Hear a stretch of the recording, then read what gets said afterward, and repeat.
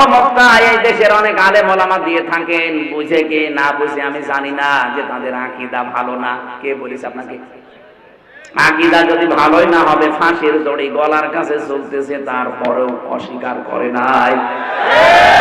আপনার আকীদা এত ভালো, আপনি একটু ফাঁসির দড়ির কাছে যেয়ে দেখেন তো, মা গলায় নেওয়া লাগবে না, শুধু দড়ি এক হাত দূর থেকে দেখবেন, দেখলে আপনার ভেতরে সব শুকিয়ে যাবে।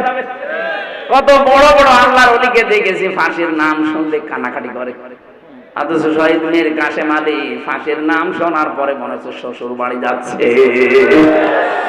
মতিয়ার রহমান নিজামী এই জেলার জামাই, এই জেলা ধন্য, সে ফাঁসিতে যাওয়ার আগে বলেছিল, সন্তান আমি কি পায়জামা পরে গেলে ভালো হয় না লুঙ্গি পরে গেলে ভালো হয়? আরে ফাঁসির দড়ির নাম শুনেছে কিন্তু কেমন লাগে, আর তাদের মাত্র 3 ঘন্টা পরে ফাঁসি হবে। সেই ব্যক্তিও বলেছে, ভাই আমি 2 ঘন্টা ঘুমালাম, আমার ডেকে দিও 1 ঘন্টা পর।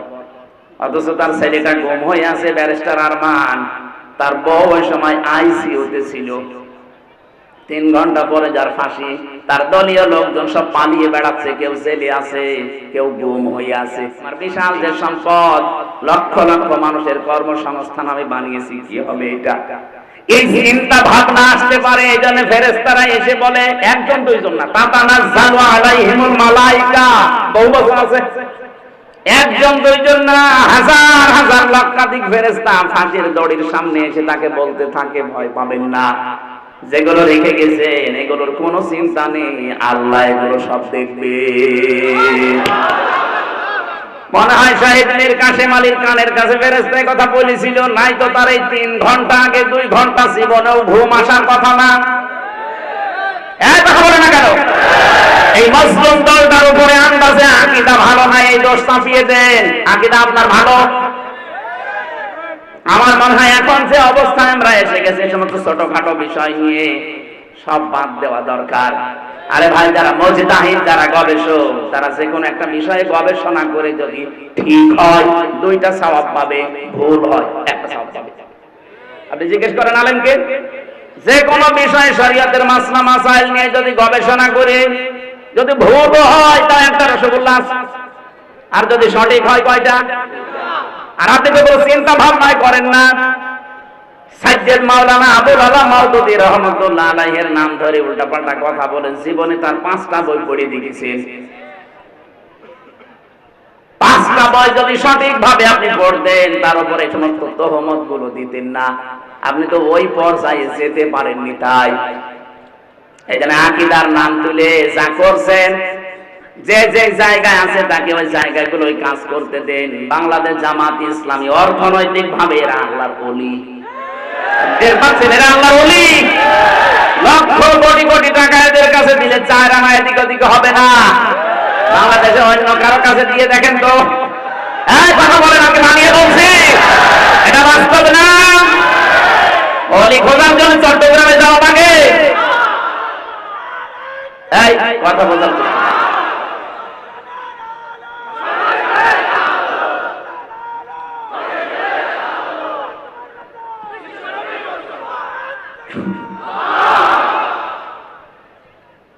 এটাই মাজলুম দলটার উপরে আমার মনে হয় উল্টা পাল্টা দোষ না দিয়ে তাদের প্রতি সহানুভূতিশীল হওয়া লাগবে। আজকে একটা সবচাইতে বড় এ বাংলাদেশের ভেতরে নাম করা মাদ্রাসা ঝালকাঠি এনএস কামিল মাদ্রাসা নেসরাবাদ, ওই জায়গায় ডাক্তার শফিকুর রহমান জামাতের আমির গিয়েছে, যে সৌহার্দ্যপূর্ণ আলোচনা হয়েছে। আমার মনে হয় সব জায়গা থেকে যদি এভাবে রেসপন্স আসে, দেশে ইসলামের বিরুদ্ধে কেউ আর থাকবে না। কওমি মাদ্রাসা হেফাজতে ইসলাম চরমনায় সহ ওনারা যে কাজগুলো করছে, ওনারা যে তালিম গুলো দিচ্ছে, ওই জায়গায় আমাদের যাওয়া সম্ভব না। ওই জায়গাগুলো তারা কাজ করছে, খুব ভালো কাজে আছে আলহামদুলিল্লাহ, কিন্তু রাজনীতি, অর্থনীতি, দেশ পরিচালনা করার জন্য যে যোগ্যতা গুলো দরকার, শিবিরের লোক, জামাতের লোক যেমন যেভাবে অর্জন করেছে, আপনি ওই জায়গায় যেতে পারবেন না। প্রান্তীয় ঝিনাইদহবাসী, আমি আজকে একটা নতুন বিষয়ে আলোচনা করব বসেছি, আল্লাহ যেন আমাকে তাওফিক ভিক্ষা দেন। সুবহানাকা লা ইলমা লানা ইল্লা মা আল্লামতানা ইন্নাকা আনতাল আলিমুল হাকীম। এটা ক্লাস চলছে। আমরা বিশ্ববিদ্যালয়ে ক্লাস করেছি 45 মিনিট 50 মিনিট ক্লাস নিত শিক্ষকরা, আমরা 1 ঘন্টা 15-20 মিনিট ক্লাস নেব। থাকবেন তো ইনশাআল্লাহ? ক্লাসটা একটু লম্বা হবে, তারপরও আমরা বোঝানোর চেষ্টা করব কোরআনে কারীম থেকে। আমা তাওফীকি ইল্লা বিল্লাহ। যে আল্লাহ আমাদেরকে অনুষ্ঠানে নিয়ে আসলেন, কি সুন্দর করে সাজিয়েছেন দেখতে পাচ্ছেন না? নিজেদের বাড়ি ঘরও এরা এত সুন্দর করে সাজায় না। নবীজি জানিয়েছেন 3টা জায়গায় যদি কেউ টাকা পয়সা খরচ করে কিয়ামতে আল্লাহর সামনে দাঁড়িয়ে জবাব দেওয়া লাগবে না। তার ভেতরে 1 নম্বরে যারা কোরআন প্রচারে টাকা পয়সা ব্যয় করে। এটার সুযোগ পেলে অন্তত 5টা টাকা হলেও যেখানে কোরআনের প্রচার হবে, কোরআনের শিক্ষা হবে, সময় থাকতে দিয়ে দেবেন। কারণ চোখ বন্ধ হলে ওইটা আর দেওয়ার মতো কেউ থাকবে না। এই কথা বলে না কেন? যারা আমরা আছি প্রত্যেকে নিজের হায়াতের জীবনে কোরআনের সাথে সম্পৃক্ত এমন কিছু কাজ করা দরকার। আহলুল কোরআনি হুম আহলুল্লাহি ওয়া খাসসাতু। যারা কোরআনওয়ালা মানুষ এরা আল্লাহওয়ালা মানুষ, আর এরা আল্লাহর পরিবারভুক্ত এবং খাস ব্যক্তি আল্লাহর কাছে। এই 15.5 বছরে প্রধানমন্ত্রীর কাছে কিছু কিছু খাস ব্যক্তি ছিল না? প্রধানমন্ত্রী, আমি এই 3 বারের প্রধানমন্ত্রী হয়েছে এই জন্য বলি নাই, উনি এর আগে একবার ছিলেন, তখন নির্বাচনের মাধ্যমে হয়েছিলেন। কিন্তু এই 3 বারে আর নির্বাচনের মাধ্যমে হয়নি। কথা বলে না কেন? সিলেকশন হয়েছে না ইলেকশন? সিলেকশন যেটা হয় এটা ভোট চোর বলে না? এই জন্য এই 3 বারের জন্য আমরা ওনার প্রধানমন্ত্রী বলি না আর বলবো না। আর আমরা জানি এই 3 বারে বিশেষ করে 8 সাল থেকে 24 সাল পর্যন্ত যারা নির্বাচন করেছেন, যেহেতু এটা নির্বাচন হয়নি, এটা চুরি হয়েছে, এই জন্য সাবেক এমপিও আপনি লিখতে পারবেন না। এখানে যিনি ছিলেন মারা গেছে, কয়বারের এমপি উনি? ওনারে বলা যায় উনি সাবেক এমপি, এটা বলা যাবে। কারণ এই 3 বারের বাইরে যারা তারা এমপি, এটা বলা যায়। কিন্তু এই 3 বারে এরা চোর, সাবেক চোর বলা যাবে। কারণ চোর আবার 2 প্রকার, একটা হচ্ছে সিসকে চোর আর একটা জাজ চোর। এই যে যারা মুরগি চুরি করে, মানুষের পকেট চুরি করে, এগুলো কি সিসকে চোর। আর যাদের বেগম পাড়ায় বাড়ি আছে, সাহেব পাড়ায় বাড়ি আছে, সাহেব পাড়ার বাড়ি আমি দেখে এসেছি মালয়েশিয়া। বেগম পাড়ার বাড়ি দেখতে কয়েকদিন পরে যাব ইন্ডিয়া কি কানাডায়। এরপরে যারা সুইস ব্যাংকে টাকা রাখে, দাদাদের কাকাদের কাছে যারা জিনিসপত্র পাঠায়। সুতরাং আমরা যেটা বোঝাতে চাচ্ছি ক্লাস আকারে আপনি যেন ছাত্রের মতো জবাব দেন। 1 2 ছেলে মেয়েরা জবাব দেয় দেখেছে, বুঝলেও দেয় না বুঝলেও করে ওঠে, এইভাবে করে ওঠে। আমি আমার ওই ছোট মেয়েটাকে পেলেতে পড়ে ওরে ক্লাসে দিতে গিয়েছিলাম, বাইরে দাঁড়িয়ে আছি, ওই শিক্ষিকা কি যেন বোঝাচ্ছে দেখলাম। ও তো কি বোঝে না বোঝে আন্দাজ করে উঠে। এইরকমই দরকার, বুঝুক না বুঝুক অন্তত যেন করে উঠবে নাকি। তাহলে এই সমস্ত চোর গুলো যারা, এদেরকে এমপি বললে এমপি শব্দের অবমাননা হয়। কারণ আপনি তো এমপি না, আপনি এটা সাবেক এমপি লেখেন কোন কারণে? আপনি এদেশের ঘোড়াকেও যদি জিজ্ঞাসা করেন যে 15.5 বছরে কি নির্বাচন হয়েছে, ঘোড়াও হাসবে, কি বলে একটা কথা বলি। অথচ 8-10 দিন আমরা লক্ষ্য করছি যারা 2 বোন একসাথে পালিয়েছে, ওনারা কিন্তু বিভিন্ন মোড়লদের কাছে এখন ধর্ণা দিচ্ছে যে আমরা নির্বাচিত ছিলাম, আমাদেরকে উৎখাত করা হয়েছে। এটা ডাহা মিথ্যা কথা। একটা হাসি মানুষ এরকম মিথ্যা কথা বলতে পারে? তো সারা জীবনই মিথ্যা বলছে, হাসি কি আর বাজি কি। তারপরে আমরা যারা হাসি আছি আমাদের গায়ে লাগে, তো এই কারণে কষ্ট লাগে। মানুষ ওনারে পাঁচি বলে ডাকে, শেষে এটা আমাদের অস্বীকার পড়ে। এই যে হাসি, এই যে এটা হাসি, হাসি না। এই জন্য আমরা চাই যেন হাসি যারা, এটা মিথ্যা কথা বলেন না। তাম দুনিয়া আপনার কথা মানুষ জানে। আপনি নিজেই ফোন করেন এক একজনের কাছে, নিজেই রেকর্ড করেন, নিজে এডিটিং করেন, নিজেই ফাঁস করে দিন। মানুষের ভেতরে আন্দাজে ভয় ঢোকাতে। ফেসবুকের কোনো কথা বিশ্বাস করবেন না। বাংলাদেশের ঝিনাইদহ জেলার শৈলকুপায় মনে হয় স্যারের বাড়ি, সাজ্জাদ হোসেন, এই যে ডিএমপি কমিশনার হয়েছে। কালকে যেখানে ছিলাম, এই যে পাশে ঝাউদিয়া, ওখানকার একজন এসপি আছে জাহাঙ্গীর আলম, উনি এখন ওই যে মৌলভীবাজার জেলা বললাম ওখানকার এসপি। এই বৈষম্যের শিকার হয়ে এতদিন বাইরে ছিল, আল্লাহ এখন দায়িত্ব তারে দিয়েছেন।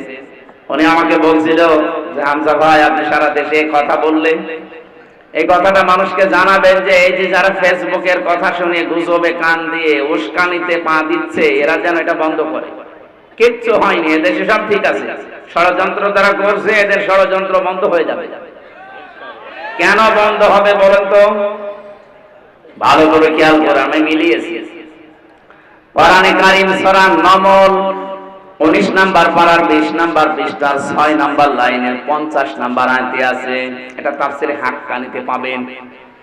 আল্লাহ পাক বলেন, ওয়া মাকারু মাকারা ওয়া মাকারনা মাকারা ওয়া হুম লা ইয়াশউরুন। খুব খেয়াল করে শব্দগুলো মিলাবেন। আল্লাহ বলেন ষড়যন্ত্র করেছিল, মাকরন মাজদার দিয়েছেন। নবী আপনি জানেন এদের ষড়যন্ত্র কেমন। অকদ মাকারু মাকরহুম ওয়া ইনদাল্লাহি মাকরুহুম ওয়া ইন কানা মাকরুহুম লিতাযুলা মিনহুল জিবাল। সূরা ইব্রাহিমের ভেতরে আল্লাহ আয়াতগুলো দিয়ে জানিয়েছেন, হে নবী ওদের ষড়যন্ত্র এমন কঠিন এবং ভয়ঙ্কর ছিল, এত মজবুত ষড়যন্ত্র ওরা করেছিল যে পাহাড় পর্যন্ত তার জায়গা ছেড়ে দিয়ে চলে যাবে। শব্দের অর্থ খেয়াল করেছেন, কত ভয়ঙ্কর শব্দ আল্লাহ দিয়েছেন, যে পাহাড় পর্যন্ত ওদের ষড়যন্ত্রের কারণে নিজের জায়গা ছেড়ে দিয়ে চলে যাবে। অথচ পাহাড় বুঝি না আমরা। আল্লাহ পাক বলেন, ওয়া ইলাল জিবালি কাইফা নুসিবাত। আপনি পাহাড়ের দিকে একটু তাকান না কেন? এই পাহাড়কে আমি জমিনের ভেতরে ব্রেক করে গেঁথে দিয়েছি, পেরেক স্বরূপ। এটা গজাল পেরেক। এই যে এই কাঠের উপরে ব্রেক মারা আছে, এই যে ব্রেক দেখা যাচ্ছে, এই ব্রেকের মাথাটুকু শুধু দেখা যায়, ভেতরে যা আছে উপরের এই মাথার চাইতে কি কম না বেশি? বেশি মানে 20 ভাগ বেশি। ভেতরে কাঠের ভেতরে যদি 20 ভাগ প্রবেশ করে, উপরে হয়তো 1 ভাগ একটু একটু দেখে, সামনে যে ভেসে আছে মাত্র 1 ভাগ, 19 ভাগ নিচে গেড়ে গেছে। আল্লাহ পাক বলেন, জমিনে আমি পাহাড় গুলো ঠিক এভাবেই লাগিয়ে দিয়েছি যেমন নড়াচড়া না করে। তার মানে পাহাড় আমরা দেখতে পাই, যেটা কয়েকদিন আগে পঞ্চগড়ে থেকে তাকালাম হিমালয়ের দিকে, 36,000 ফিট। এদের জন্য মাটির উপরে থাকে। সৌদি আরবে এমন এমন পাহাড় যেখানে নবীজি লুকিয়েছিলেন, ওটা 3.5 ঘন্টা সময় লেগেছিল আমার 16 সালে। তখন আর একটু শক্তি ছিল। আরে রমজানে আমি এবার গিয়ে একা একা, ওই সময় উঠেছিলাম, এখানে কোরআনে কারীম নাযিল হয়, ওই সময় লেগেছিল 1 ঘন্টা 5 মিনিট। এত বড় বড় পাহাড় যেখানে উপরে, তাহলে নিচের চাইতে যদি 20 ভাগ বেশি গেড়ে দেওয়া থাকে, তো পাহাড় নিচে আছে কত? এই পাহাড় পর্যন্ত নড়ে যাবে, টলে যাবে, নিজের জায়গা ছেড়ে চলে যাবে, এমন ষড়যন্ত্র করেছিল কাফেররা। 1500 বছর আগে মুহাম্মদ রাসূলুল্লাহর সময় আবু জেহেল 14টা ষড়যন্ত্র করেছিল নবীর বিরুদ্ধে। এটা সিরাত ইবনে হিশামের ভেতরে পাবেন। আর এই 15.5 বছরে যারা 2 জন পালিয়েছে, ওনাদের ষড়যন্ত্র আমি হিসাব করে পেয়েছি 15টা। তাহলে আবু জেহেলের চাইতে 1 কাঠি উপরে। ফেরাউনের জীবনী পড়েছিলাম, ওই সময় সে 6 জন জাদুকরকে হত্যা করেছিল। কেউ লিখেছে 7 জন। 7 জন জাদুকর হযরত মুসা আলাইহিস সালামের প্রতি ঈমান আনার কারণে তাদেরকে সে হত্যা করেছিল।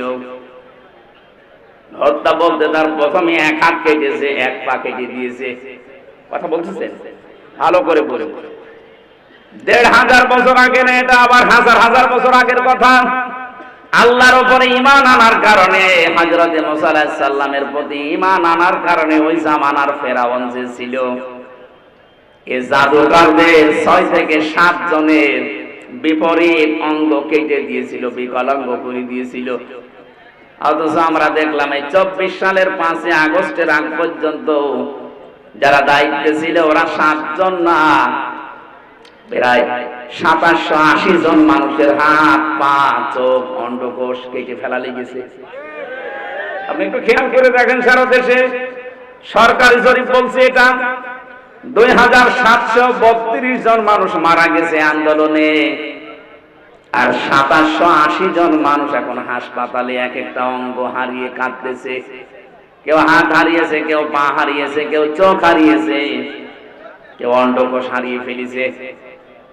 আপনি একটু মিলান, ফেরাউন যদি মাত্র 7 জনের বিপরীত হাত আর পা কেটে দিয়ে এই ইতিহাস হয়ে থাকে, ফেরাউনের নাম শুনলে মানুষ এখন ঘৃণা করে। যাদের কারণে 2780 জন মানুষের অঙ্গ প্রত্যঙ্গ কাটা পড়ে গেল, এরা বিকলাঙ্গ হয়ে গেল, বলেন তো এরা কত বড় ফেরাউন? এই মোবাইলে কথা বলেন মানে আপনি তো শুনছেন না? 1 ঘন্টা সব বন্ধ রাখেন। কি এত গুরুত্বপূর্ণ বলা লাগবে? আপনি এসেছেন কোরআন শোনার জন্য, বোঝা লাগবে, শিক্ষা নিতে হবে। যদি না নিতে পারেন ভাই বাড়ি যাই গল্প করেন, কথা বলা যাবে না। অনেক মানুষ ভাবছে মনে মনে যে যা বলছে সবই তো বিরুদ্ধে। আরে বিরুদ্ধে গেলে আমি কি কোরআন শরীফ বানাবো? যা আছে তাই তো বলছি, কথা বলে না কেন? এই যে 2টা বিষয় সামনে নিয়ে আসলাম। ফেরাউনের মাত্র 7 জন মানুষকে বিকলাঙ্গ করে দিয়ে যদি এত বড় ইতিহাস তৈরি করতে পারে ফেরাউন, এখনো পর্যন্ত মিশরের জাদুঘরে আছে। মানুষ যায় আর ঘৃণা করে, থুতু ছিটায়, কথা বলে না কেন? 24 সালের 5 আগস্টের আগ পর্যন্ত যাদের কারণে শুধু 7 জন না, 2780 জন। আমি কুষ্টিয়ায় 6 তারিখে গিয়েছিলাম, যে দেখি হাসপাতালে ওই যে আগস্টের 6 তারিখে কারো হাত নেই, কারো পা কেটে ফেলেছে, কারো চোখ নেই, অন্ডকোষ উড়ে গেছে। আর 14 জন তো জায়গায় মারা গেছে, পরে 2 জন 16 জন। এত মানুষের হত্যাকারী যারা, বিকলাঙ্গকারী যারা, যাদের কারণে মানুষ হাত পা হারিয়ে ফেলে আর সমাজের বোঝা হয়ে আছে। বলেন তো, যার একটা হাত নেই, একটা পা নেই, একটা চোখ নেই, ও তার পরিবারের জন্য বোঝা, তার সমাজের কাছে সে বোঝা, তার এই রাষ্ট্রের কাছে যে সারা জীবন যতদিন বেঁচে আছে বোঝা হয়ে বেঁচে আছে। এই কাজ যারা করে গেল, এরা কিয়ামতের দিন আমার মনে হয় ফেরাউনের সাথেই উঠবে। প্রথম নাম্বারটা কি বললাম? আবু জেহেল মাত্র 14টা কর্মসূচি নিয়েছিল নবীজির বিরুদ্ধে ষড়যন্ত্র করে। এই জন্য আবু জেহেলের নাম আজ পর্যন্ত কেউ রাখেনি এই 1500 বছরে। আমি কত ইতিহাস পড়ে দেখেছি, কেউ ছেলের নাম আবু জেহেল না। হ্যাঁ, জাহাল হক আছে একজন, আবু জেহেল। এত বছর পার হওয়ার পরও যদি এই 14টা ষড়যন্ত্রে ওর নাম কেউ না রাখে, আপনি এই 15.5 বছরে 15টা ষড়যন্ত্র এই দেশের বিরুদ্ধে, মানবতার বিরুদ্ধে, ইসলামের বিরুদ্ধে করেছেন। আজকে আমি একটা শুরু করছি, সেটা হচ্ছে সমকামিতা। এই ষড়যন্ত্র করে জাতিকে আজ ধ্বংস করার একটা পায়তারা এটা। আল্লাহ পাক ওই কথাটা এখানে লোক নবীর জীবনী থেকে নিয়ে এসে আমাদেরকে শোনাচ্ছেন। ভালো করে শোনো। অমাকারু মাকার ওয়া মাকারনা মাকরন, শব্দ কিন্তু এক, কিন্তু অর্থ 2টা। আল্লাহ বলেন কাফেররা ষড়যন্ত্র করেছিল আর আমি আল্লাহ করেছিলাম কৌশল, অথচ শব্দ একই। বলে কাফেরদের বেলায় যেটা ষড়যন্ত্র, আল্লাহর বেলায় সেটা কৌশল। এই পৃথিবীতে বাংলাদেশে ইসলাম কায়েমের জন্য আমরা যা করি এটা হচ্ছে জিহাদ, আর ওরা যা করে ওইটার নাম সন্ত্রাস। সুতরাং ইসলামী আন্দোলন বলেন, একামতের দিনের দায়িত্বে যারা আছে, অ্যাক্টিভ ভাবে ইখলাসের সাথে যারা কাজ করছে, এদেশে ইসলাম কায়েম আমরা করতে চাই, সে তারা যা পদ্ধতি অবলম্বন করবে ওইটার নাম আরবি জিহাদ, আর এটা উল্টিয়ে নষ্ট করার জন্য ওরা যেটা করবে ওইটার নাম সন্ত্রাস। এবার আছেন আল্লাহ পাক বলেন মাকারনা মাকরন, আমি আল্লাহ নিজে কিন্তু কৌশল করলাম। এখানে ফাইল কর্তা কে? আরো জোরে বলেন। আল্লাহ বলেন আমি নিজে তাদের বিরুদ্ধে কৌশল করলাম। অহম লা ইয়াশউরুন, তারা টেরও পায়নি। এরপরে আল্লাহ জবাব দিয়েছেন নবীজিকে, ফানজুর কাইফা কানা আকিবাতু মাকরিহিম। হে নবী, একটু নজর করে দেখেন না কেন ষড়যন্ত্র যারাই করেছিল তাদের অবস্থা আমি কি করেছি। আন্না দাম্মারনাহুম ওয়া কওমাহুম আজমাইন। এই আন্না এর ফাইল সরাসরি আল্লাহ, দাম্মারনা এটাও জামা মুতাকাল্লিমের পরে হুম দিয়েছেন। আল্লাহ পাক বলেন আমি নিজে তাদের শিকড় কেটে দিয়েছি এবং তাদের জাতিকে আমি আল্লাহ নিজে ধ্বংস করেছি। কিভাবে ধ্বংস করলাম তার প্রমাণের পরের আয়াতে একটা আছে, এদিকে তাকান। ফাতিলকা বুয়ুতুহুম খাবিয়াতাম বিমা যালামু। আমি এবার আলেমদেরকে বলছি, আরবি গ্রামার অনুযায়ী ফা ব্যবহার করা হয় 19টা অর্থে। এখানে তিলকার আগে আল্লাহ ফা দিয়েছেন। মনে হচ্ছে আল্লাহ পাক নিজের কুদরতি আঙ্গুল দিয়ে নবীজিকে বলছেন, নবী এই সেই ঘর। বাইতুন না দিয়ে বুয়ুত বহু বচন দিয়েছেন, আবার হুম দিয়েছেন। হে নবী এই সেই ঘর, এই ঘরগুলো একটু তাকাবেন আপনি। খাবিয়াতাম বিমা যালামু, এদের জুলুমের কারণে এদের ঘর বাড়ি ব্যবসা প্রতিষ্ঠান অফিস আদালত দেখেন আমি কি করেছি। খাবিয়াতাম মানে জনশূন্য, ওজার গৃহ, সার শূন্য। এদের ঘরের দিকে আপনি তাকান তো কি অবস্থা। বাংলাদেশের দিকে এবার আয়াতটা মিলান। 2024 সালের আগস্টের 5 তারিখের বিকাল 5টা বাজতে বাজতে এদেশের যত জালেমদের ঘর ছিল, অফিস ছিল, দেখেন সবগুলো আল্লাহ ওজার গৃহ বানিয়ে দিয়েছে। এর বাস্তব প্রমাণ আমার কুষ্টিয়ার হানিফের বাড়ি,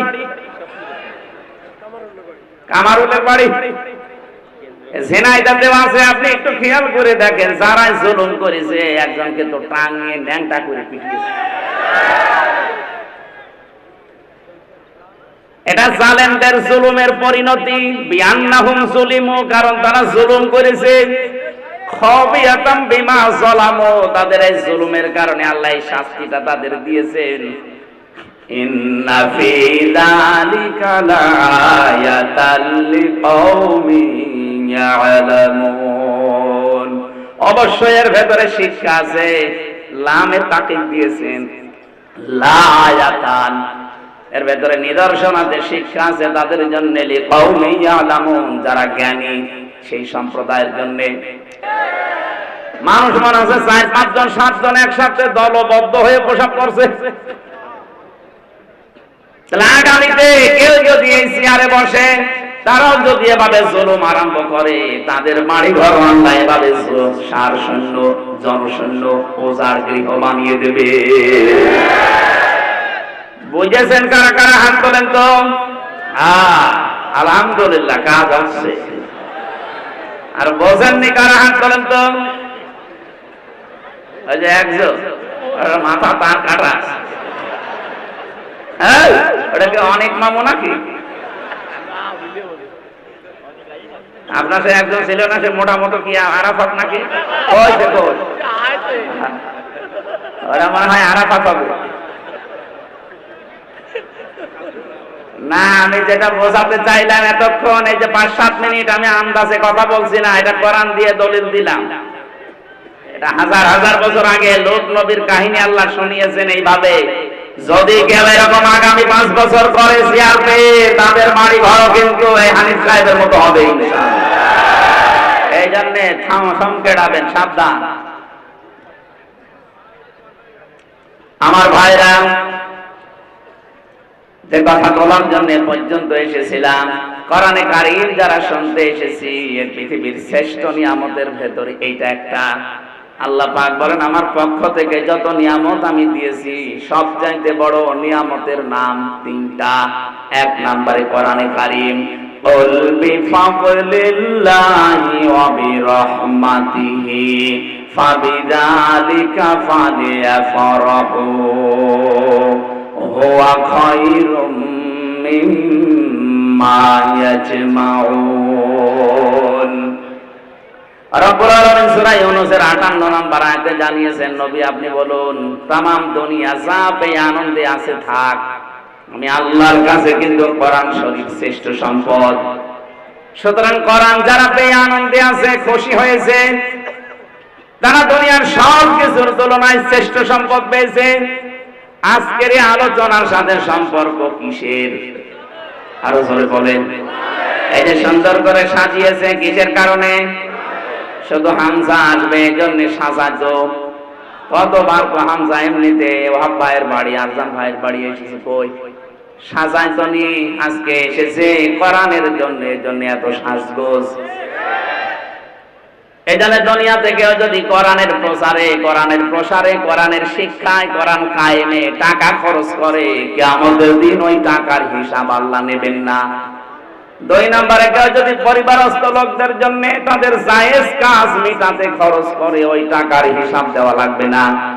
তিন নম্বরে যদি কেউ জিহাদের ময়দানে কাজ করে, ওখানে যদি আপনি যেতে নাও পারেন, ওদের পেছনে খরচ করলে ওই টাকার হিসাব দেওয়া লাগবে না। তাহলে হিসাব হবে না কয়টা জায়গায় টাকা খরচ করলেন? আরো জোরে। এক নম্বরে কোরআনের কারণে, দুই নম্বরে পরিবারস্থ লোকদের জন্য, তিন নম্বরে জিহাদের ময়দানে যারা কাজ করে তাদের জন্য। আশা করছি আমার কথার অর্থ আপনি বুঝেছেন। কথা বলেন না কেন? কিন্তু আজ আমরা এই সমস্ত জায়গায় আনন্দ পাই না, খুশি না। আমরা আনন্দ করি অনেকে সুদ খেয়ে। এদেশে সুদ নেই। এখানে বহু মানুষের চেহারা থেকে বোঝা যাচ্ছে এরা টাকা ছেড়ে রাখে আর টাকা আসে। 1000 টাকা ছেড়ে রাখে, মাসে মাসে 1100 টাকা করে পায়। কি কথা বলছেন? এটা মায়ের সাথে সুদ খাওয়া, জেনা করার গোনা। কল্পনায় যেটা আসে না সেই কাজ আপনি করতেছেন, আর আপনি নামাজ পড়েন। এই জন্য এই কাজে যারা আছেন, টাকা ছেড়ে রাখেন, টাকা আসে। অনেকে বলে আমি লাভ খাই, ইন্টারেস্ট খাই, জিনিস একই। কথা বলে না কেন? ও টয়লেটও যার নাম, গো তার নাম, জিনিস আলাদা। জিনিস তো একই, নাম আলাদা দিলেই হবে। যারা খাচ্ছেন, আশা করছি আজকের এই দিন থেকে এটা ছেড়ে দেওয়া লাগবে। কারা কারা ছেড়ে দিতে রাজি আছেন হাত তোলেন তো। তার মানে এলাকায় অনেকে খাচ্ছে।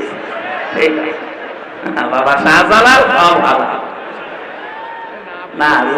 জেনা খাচ্ছেন যারা, ছেড়ে দেবেন। ব্যাংকিং ব্যবস্থা বাংলাদেশে যেগুলো আছে, অর্থনীতি, এটা যে ইবাদত অনেকে জানে না, মনে করে এ দুনিয়ার কাজ না। সোনালী, চৈতালি, এই যে সমস্ত ব্যাংকগুলো আছে না, সোনালী, রূপালী, অগ্রণী, চৈতালি, এই ব্যাংকের চাইতে ইসলামী ব্যাংকে কারবার করা ইমানের দাবিতে 100 ভাগ সত্য। আপনি যদি ওই সমস্ত ব্যাংকে কারবার করেন, বলো ঔষধ এ ঔষধ, এটা কাফেরদের কথা। ওয়াহাল্লাল্লাহুল বাইআ ওয়া হারামার রিবা, আল্লাহ ব্যবসাকে হালাল করেছে আর সুদকে হারাম করেছে। ওই জামানায় কাফেররা বলতো সুদও সাফ ও ব্যবসাও সাফ। এখন অনেকে আজ বিভিন্ন জেনারেল ব্যাংকের সাথে ইসলামী ব্যাংক মিলিয়েছেন। আরে ভাই, এতদিন এই শয়তান, এই জালেমরা 15.5 বছরে ইসলামী ব্যাংকে হাত দিয়ে ওরা 75,000 কোটি টাকা আত্মসাৎ করেছে। ইসলামপন্থী দেশের জনগণের ঘাম ঝরানো টাকাগুলো এই ব্যাংকটা প্রতিষ্ঠিত হয়েছিল। এদেশের শরিয়া ব্যাংক আছে, শরিয়া বোর্ড আছে এই ব্যাংকের জন্য। গোনা যদি হয় তাদের হবে, আপনার অসুবিধা নেই। নবীজি 13 বছর মক্কায় নামাজ পড়েছিলেন, কাবা শরীফে, না পড়েন? আর 10 বছর পড়েছিলেন কোথায়? মদিনায়। বলেন, এই যে 13 বছর তিনি নামাজ পড়লেন মক্কায়, ওই সময় কাবা শরীফের ভেতরে মূর্তি ছিল না? কয়টা? 360টা। কয়টা? কি মনে হয় আপনার বলেন? 360টা মূর্তি সামনে নিয়ে নবীজি নামাজ পড়লেন, ওনার নামাজ হয়েছে? এ বলছেন না, এ বলছে হ্যাঁ। কি বলেন, আপনার কি মনে হয় ওনার নামাজ হয়েছে না হয়নি? কেন হয়ে গেল নামাজ? কারণ উনি অপারগ ছিলেন। এই 13 বছরে একটা মূর্তিও সরানোর ক্ষমতা ওনার। বলেন বলেন, যখন ক্ষমতা পেয়েছেন মদিনার প্রেসিডেন্ট হয়ে, একটা মূর্তি ছিল আর সবগুলো দিয়ে আলীকে দিয়ে ভাঙিয়েছেন, নিজে ভেঙে ভেঙে ফেলে দিয়েছেন। যে যতদিন পর্যন্ত দেশে যাকাত ভিত্তিক অর্থনীতি কায়েম না হবে, ততদিন আপনি ইসলামী ব্যাংকে নির্দ্বিধায় কাজ করেন, কোনো গোনা নেই, গোনা হলে ওদের হবে। শরীয়তের কিছু নিয়ম নীতি ইসলামিক অর্থনীতির যেগুলো মেনে অন্তত চলছে, তারা চেষ্টা চালাচ্ছে। 100% সম্ভব না, কারণ যতদিন রাষ্ট্রে যাকাত কায়েম না হবে রাষ্ট্রীয়ভাবে, ততদিন দেশে যদি ফেরেশতাও ব্যাংক চালায়, সারা ওষুধ খাওয়া লাগবে। এই জন্য যতদিন কায়েম না হয়, নবীজি যেমন রাষ্ট্রপতি যতদিন না হয়েছে, ততদিন মূর্তির সামনে নিয়েই বলেন না কেন, মূর্তির সামনে নিয়েই আমরা যতদিন ইসলাম কায়েম করতে না পারি, ততদিন পর্যন্ত কাজ কারবার করলে ইসলামী ব্যাংকে করবে। এদের মোশারাকার সিস্টেম আছে, মুদারাবা আছে, মোরাবাহা আছে, বায়ে সালাম আছে, বায়ে মুআজ্জাল আছে, বায়ে ইস্তিসনা আছে, বায়ে ওয়াহিদা আছে, অনেকগুলো নিয়ম নীতি আছে, প্রকার ভেদ আছে। নবীজি নিজে মুদারাবা করেছিলেন খাদিজাতুল কুবরার সাথে। খাদিজা টাকা দিয়েছে, নবীজি শ্রম দিয়েছে। কথা বলছেন না? জিজ্ঞাসা করেন যারা আলেম আছে, খাদিজা অর্থ দিয়েছিলেন, নবীজি শ্রম দিয়েছিলেন। ব্যবসা করেন উনি, এটার নামই তো মুদারাবা। ইসলামী ব্যাংক এইটা করে। যদি গোনা হয় এরপরে ওনাদের হবে, আপনার চিন্তা নেই। এরপরও যারা সুদ খাচ্ছে, আপনি বললেন যে আমি ছেড়ে দেব, কয়েকদিন পরে কিন্তু আমি আবার আসতেছি। এই যে ঝিনাইদহ কি দারুস সালাম নাকি মাদ্রাসাটা হয়, আপনাদের ওটার নাম কি, রিয়াজুল জান্নায় আসবো সামনে মাসে। এটা ডিসেম্বর জানুয়ারি, হয়তো 13 তারিখ মনে হয়। ওই জায়গায় কথা বলবো ইনশাল্লাহ, ওই দিন অর্থনীতির উপরে। আজকে আমার সাবজেক্টটা আলাদা।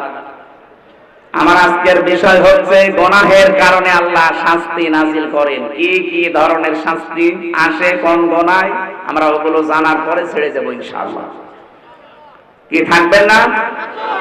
তাহলে যারা সুদ খেয়ে আনন্দ করছেন, এরা মায়ের সাথে জেনা করছেন। আর বড় গুনাহ কি? আল্লাহ রাসূলের সাথে যুদ্ধ করা। এইটা করে অনেকে আনন্দে আছে। অনেক মানুষ দেখা যায় তারা এতিমের মাল আত্মসাৎ করে আনন্দে আছে।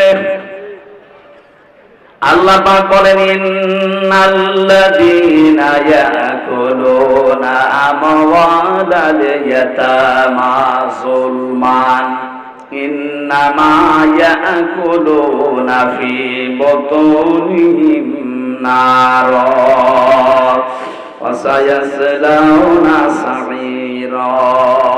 সরে বলেন আল্লাহু আকবার। আল্লাহ রাব্বুল আলামিন বলেন, পৃথিবীতে নিশ্চয় যে যারা এতিমের মাল সম্পদ খাচ্ছে, ভবিষ্যতেও খাবে, জুলমান জুলুম করে। এখানে জুলমান শব্দের অনেকগুলো ব্যাখ্যা লেখা আছে। ফাঁকি দিয়ে, না বলে, বিভিন্ন কায়দা কৌশল করে, এমনকি উল্টা পাল্টা করে তার জমি জায়গা লিখে নেওয়া, এইটা জুলুম। আজ অনেকে ভাইয়ের জমি লিখে নেন ফাঁকি দিয়ে, এটা কি জুলুম? বলেন না কেন? সে হয়তো আপনার কাছে অসহায়, আপনি বড় ভাই, সে ছোট ভাই, আপনি লেখাপড়া জানেন, যোগ্যতা আছে, সে হয়তো মূর্খ মানুষ, জানে না, বিশ্বাস করে এমন কায়দা করে টিপসই নিয়ে তাকে আপনি ফকির করে দিলেন। এরপরে যে সম্পদের মালিক হলেন, টাকা পয়সা, জমি জায়গা, এখান থেকে যে ফসল আসে, টাকা পয়সা কামাই হয়, এইটা যারা খায়, ইন্নামা ইয়াকুলুনা ফি বুতুনিহিম নারা, ওরা যেন পেটের ভেতরে জাহান্নামের আগুন ঢোকাচ্ছে। বলেন নাউজুবিল্লাহ। বাংলাদেশে হিসাব করলে মানুষ পাওয়া যাবে না? যাবে না? বলেন, বাংলাদেশ লাগবে না? এখানে আছে না নেই? কারা কারা এতিমের মাল, এভাবে ভাইয়ের মাল, বোনের মাল, নিজের মেয়ের মালও পর্যন্ত আত্মসাৎ করছেন? যারা শরীক ফাঁকি দেন মানুষের, দুইটা গুনাহ হবে আপনার। এক নম্বরে আপনার চেহারার উজ্জ্বলতা আল্লাহ নষ্ট করে দেবে। দেখবেন এলাকায় যারা শরীক ফাঁকি দিয়েছে, ওদের চেহারার ভেতরে আল্লাহ নূর তুলে নিয়েছে। এখানে আছে, আমি চেহারা দেখলেই বলতে পারবো শরীক ফাঁকি দিয়েছে। আপনি দাঁড় করার লাইন দিয়ে দেখলেই বোঝা যাবে যে হ্যাঁ, ও মেরি খাই। কথা বলছেন? দ্বিতীয়টা কঠিন। মরণের সময় আপনার ঈমান নসিব হবে না, আপনি বেঈমান হয়ে মারা যাবেন। আপনি ভাগ্যে, বোনকে, অন্যকে ফাঁকি দিয়ে বিশাল সম্পদের পাহাড় তৈরি করে গেলেন। কি হবে আপনার এই সম্পদ? বাস্তবতা কি বলে বলেন? আপনি 200 বিঘা জমির মালিক, এদিকে টাকা 500 বিঘা জমি আপনি তৈরি করে গেলেন, 100 বছর পরে তো আপনার থাকবেন না নাকি? বলেন বলেন, বিবেক দিয়ে ভাবেন। 200 বছর পরে আপনি আবার দুনিয়ায় আসলেন, 100 বছর পরে মরে গেলেন, 200 বছর পরে আসলেন, মাত্র 300 বছরের ব্যবধানে যদি এই 500 বিঘা জমি আপনার ছেলের ছেলের ছেলে যারা 3 পুরুষের পরে এরা ব্যবহার করবে কি? আপনি যদি একে বলেন যে এগুলো আমি কিনেছিলাম, এবারই আমার, দাঁত মুখ খুলে ফেলবে। ইয়ার কি মারো কে তুমি? তোমার যদি থাকার জায়গা না থাকে, শৈলকুপা বাজার মসজিদের বারান্দায় রাত থেকে ফটো, এখানে আর জায়গা নেই। এটাকে হাসির খোরাকি দিলাম? চিন্তায় তো মাথা নত হয়ে যাওয়ার কথা, যে কি শুনছি, কার জন্য আমি করলাম। আর যারা ঘুষ খায়, কি করছেন আপনি? ঘুষ খেয়ে বিশাল বিশাল ফ্ল্যাটের মালিক হবেন, জমি জায়গা টাকা পয়সার আপনি সম্পদের পাহাড় তৈরি করে রাখলেন। আপনি মাত্র 200 বছর পরে ফিরে আসেন, এই ফ্ল্যাটের জীবনও আপনাকে আর উঠতে দেবে না।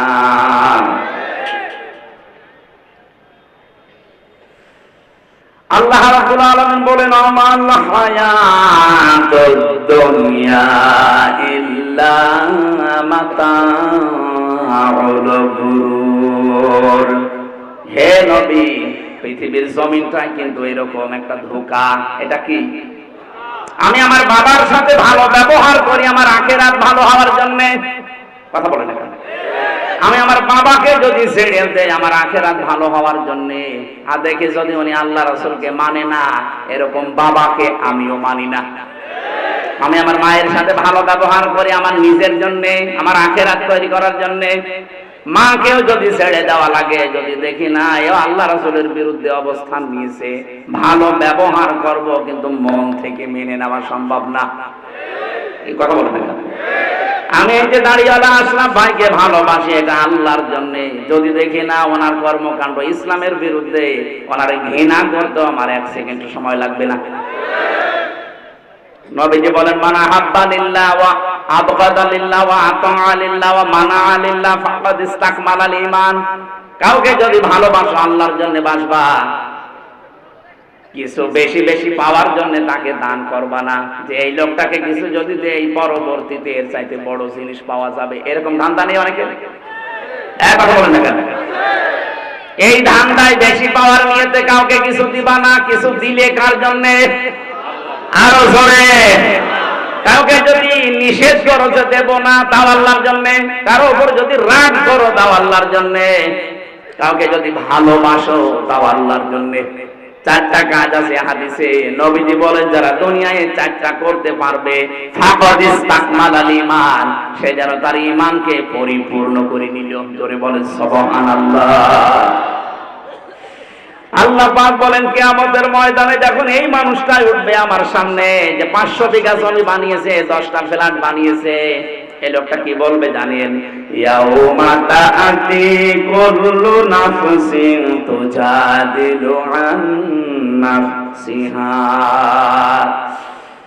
শব্দের দিকে খেয়াল করেন। আল্লাহ মনে হচ্ছে আমার নাম ধরে বলছে। কুল্লু নাফসিন, প্রতিটি ব্যক্তি।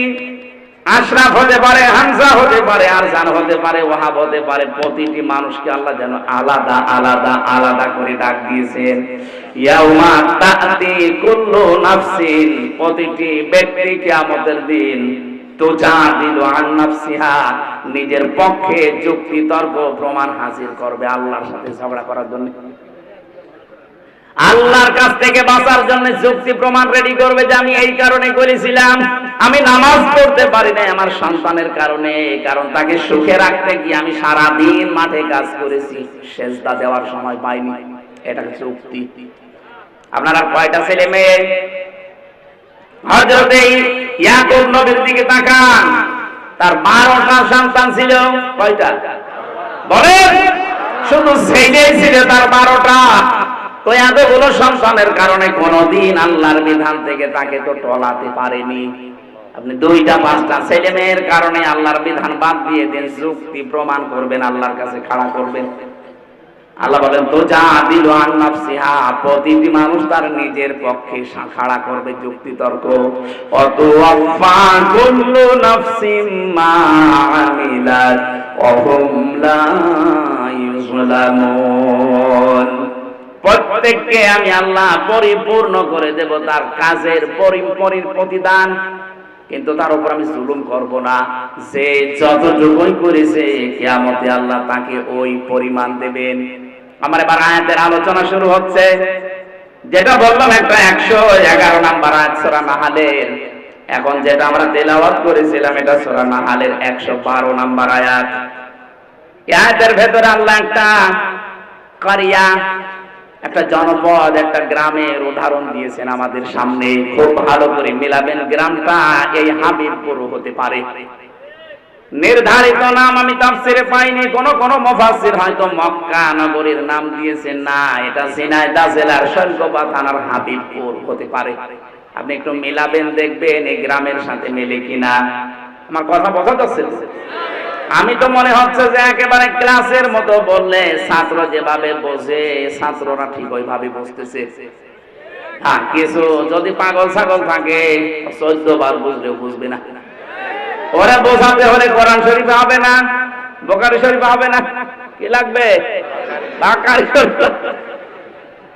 আপনারা কোরআন শরীফ, হাদিস শরীফ, বুখারী শরীফ দিয়ে যেহেতু বুঝে ফেলছেন, ভালো করে এবার বোঝেন।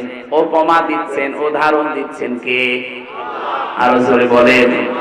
এই জন্য উদাহরণ দিয়ে কোরআন বোঝালে মানুষ বোঝে ভালো। আল্লাহ পাক কোরআনে কারীম বোঝানোর ক্ষেত্রে বহু উদাহরণ কোরআনে সেট করেছেন, এমন এমন উদাহরণ দিয়েছেন। আজকে একটা উদাহরণ বলছি। ওয়াদারাবাল্লাহু মাসালান ক্বরিয়াতান। আল্লাহ পাক একটা গ্রামের উদাহরণ দিচ্ছেন, উপমা, দৃষ্টান্ত। খুব ভালো করে মিলাবেন। বললাম হাবিবপুর হতে পারে, এটা হাবিবপুর না? কি ছিল সেই গ্রামে? কানাত আমিনাতাম মুতমাইন্নাতান। 1 নম্বরে গ্রামটা ছিল নিরাপদ, 2 নম্বরে ছিল শান্ত নির্মল। তাহলে গ্রামের কোয়ালিটি পেলাম কয়টা? 1 নম্বরে নিরাপত্তা ছিল, 2 নম্বরে ছিল শান্ত। ইয়াতিহা রিজকুহা রাগাদাম মিন কুল্লি মাকান। বিভিন্ন এলাকা থেকে তাদের কাছে রিজিক আসতো, বিপুল পরিমাণে রিজিক তাদের কাছে আল্লাহ বিভিন্ন এলাকা থেকে বিভিন্ন কায়দায় পাঠাতেন। হয়তো ব্যবসার কারণে, বাণিজ্যের মাধ্যমে বিভিন্ন মানুষের মনের ভেতরে মায়া দয়া উদ্রেক করে দিয়ে। এতটুকু আল্লাহ শেষ করেননি। এইবার আসল কথা আল্লাহ জানাচ্ছেন। ফাকা ফারাতে বিআনুমিল্লাহ। তারা যখন আল্লাহর এই নিয়ামত গুলোর সাথে কুফরি করেছে, আল্লাহর নিয়ামত পাওয়ার পরে যখন তারা ঢেকে ফেলেছে, আল্লাহ পাক তখন তাদেরকে শাস্তি দেওয়ার জন্য মজা চাকাতে 2টা আযাব পাঠিয়েছেন। 1 নম্বরে তাদেরকে ক্ষুধা দিয়েছেন, 2 নম্বরে তাদেরকে ভয় দিয়েছেন। বিমা কানু ইয়াসনাউন, তারা যে কাজ করেছিল এর ফলশ্রুতিতে। বাংলা অর্থ বললাম, এবার আসেন তাফসিরে। আমার ভাইরা, মক্কা শহরের কেউ কেউ নাম দিয়েছেন এই কারিয়া। এই কারিয়া, এই গ্রামের নাম কেউ কেউ মক্কা দিয়েছেন। এই জায়গাটা পুরা আরব জাহানের ভেতরে তখন এমন শান্ত নিরাপত্তার চাদর ছিল কাবা শরীফ থাকার কারণে। রব্বুল আলামিন বলেন, অমান দাখালাহু কানা আমিনা। এ ভালো করে ভাই, আমি যেখান থেকে যে পয়েন্ট বের করব মনে করবেন ওখানে একটা নতুন শিক্ষা বের হবে। আছেন তো আপনারা? ইন্না আউওয়ালা বাইতি উবদিআ লিন-নাসি লাল্লাযী বিবাক্কাতা মুবারাকাও ওয়া হুদাল লিল আলামিন। এ পৃথিবীর সর্বপ্রথম ঘর যেটা, তার নাম বলেন। যদিও কাবা এটা মক্কায় অবস্থিত, মক্কার প্রাচীন নাম ছিল বাক্কা। 'মাক্কা'। আল্লাহ কোরআনে কারিমে মাক্কাও দিয়েছেন, বাক্কাও দিয়েছেন। এই বাক্কায় সর্বপ্রথম যে ঘরটা, দুইটা কোয়ালিটি ঘরের। এক নম্বরে মোবারকান, এটা বরকতময়। পৃথিবীর কত জায়গায় তো যাই, কত জায়গা দেখি, একটা কালো গ্লাভ দিয়ে মোড়ানো আছে। আমার মনে হয় সব মায়া আল্লাহ ওর ভেতরে দিয়ে রেখেছে। অন্তত যারা বোঝে, উপলব্ধি করে মোবারকান শব্দটা, ওই আলেমগুলো যখন কাবার দিকে তাকায়, আমার মনে হয় অধিকাংশ আলেমের চোখ দিয়ে অঝরে পানি পড়ে। কত জিনিস তো তারা দুনিয়ায় দেখেছে, কিন্তু এর মতো সৌন্দর্য আমার আল্লাহ পৃথিবীতে আর কিছু দেয়নি। এবার রমজানে আমার বাবা মা, আমি আর আমার ওই যে মেয়েটা নিয়ে যেতে পারি নাই মাওয়াকে, আমরা যাব এবার উমরায়। বাবা মাকে বলবো, আপনারা মুরব্বী মানুষ, রাত দিন সময় পেলেই কাবা শরীফের দিকে তাকিয়ে থাকবেন। পৃথিবীর একটাই জায়গা যেখানে তাকিয়ে থাকলেই গুনাহ মাফ হয়ে যায়। বাড়ি যে কালকে বলবেন সুবহানাল্লাহ। যারা যেতে পারেন না, মনের ভেতরে আফসোস আকাঙ্ক্ষা তৈরি করেন, আল্লাহ রাব্বুল আলামিন মরণের আগে অন্তত কাবা দেখার তৌফিক দিও। এত মোবারক বরকতময় করে দিয়েছেন আল্লাহ। বারবার যারা কাবায় যাবে, নবীজি বলেন তাদের অভাব অনটন আল্লাহ দূর করে দেবে। এজন্য সময় পেলে টাকা দিয়ে আপনি ব্যাংককে, হংকংয়ে, থাইল্যান্ডে, কানাডায় না যে বেশি টাকা খরচ হয় না, অল্প কিছু টাকা দিয়ে কাবা শরীফটা দেখে আসবেন, আপনার জীবনের অভাব অনটন আল্লাহ দূর করবে। এতটুকু আল্লাহ শেষ করেননি। মোবারকান এক নম্বরে বরকতময়, দুই নম্বরে হুদান, এটা হেদায়েতের মার্কাজ। লক্ষ লক্ষ মানুষ, 257টা রাষ্ট্রের মানুষ সেখানে যায়, 257টা দেশের মানুষ সেখানে যায়। এক একজন মানুষ এক এক রকম দেখতে। চাইনা মানুষগুলোকে দেখলে মনে হয় আল্লাহ আলাদা ভাবে আল্লাহ হাতে বানিয়েছে, মনে হচ্ছে যে হাতে বানিয়ে 6 মিল থেকে বানিয়ে নিয়ে এসেছে। এদের নাক মুখ, এদের চেহারা দেখলে 6 মিলের ভেতরে দিয়েছিল, কাঠ হয়ে চলে এসেছে। আফ্রিকার ওদেরকে যদি দেখি, হাড়ির তলা তো কি কালো। আমি 16 সালে যখন গিয়েছিলাম, ওই সময় ওই যে হাজরে আসওয়াদ যে পাথর, সোমা খেতে পারছিলাম না, এত চেষ্টা করার পর কাছে যাই কষ্ট করে, এমন এক ধাক্কা খায় 4-5 হাত দূরে। চিন্তা করলাম দেখি কি করা যায়, দেখি একেবারে মোষ আসতেছে, কালো, সেই রকম উঁচা লম্বা মোটা। ওই মহিলারে বললাম যে আমি ওই পর্যন্ত যেতে চাই, তার ভাষা বোঝে না, আমারে বলছে যে এই জায়গায় চেপে ধরে রাখ। এইরকম মোটা মনে আছে, এক একটা দেয় না, আমার চাইতে প্রায় হাত খানিক লম্বা, সেই রকম মোটা। ধরলাম হাত চেপে, গোয়ারের মতো, গোয়ার যেভাবে যায়, ওর হাতে মুখে কারো কিছু লাগলে মনে হয় ছিঁড়ে যাবে, মানুষ আগে চাইতেছে। আমার এই যে কাছে ফেলে দিয়ে বলছে এবার নিয়ে মাথা ঢুকা।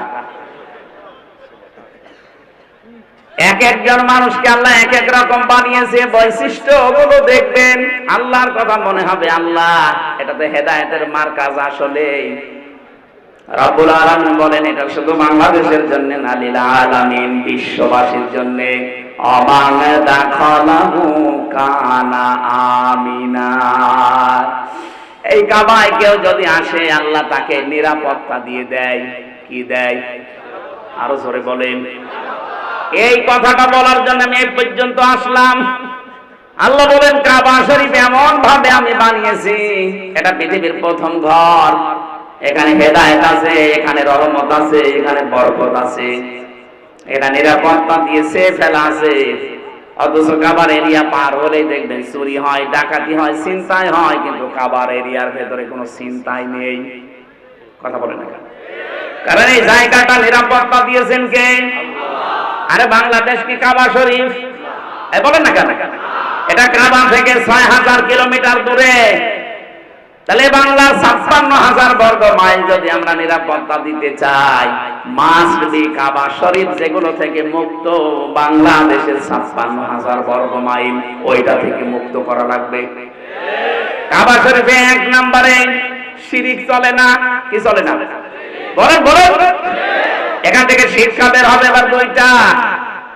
আমি আন্দাজে বলছি না, প্রতিটি কথায় দলিল আছে। সূরা আনআম 82 নম্বর আয়াতের দলিল, আল্লাযীনা আমানু ওয়া লাম ইয়ালবিসু ঈমানাহুম বিযুলমিন উলাইকা লাহুমুল আমনু ওয়া হুম মুহতাদুন। এটা ইবনে কাসিরের ভেতরে আছে। আল্লাহ পাক বলেন যারা ঈমান আনে আর ঈমানের সাথে জুলুমকে মিশ্রণ করে না, এখানে জুলুম মানে শিরক। জুলুম মানে কি?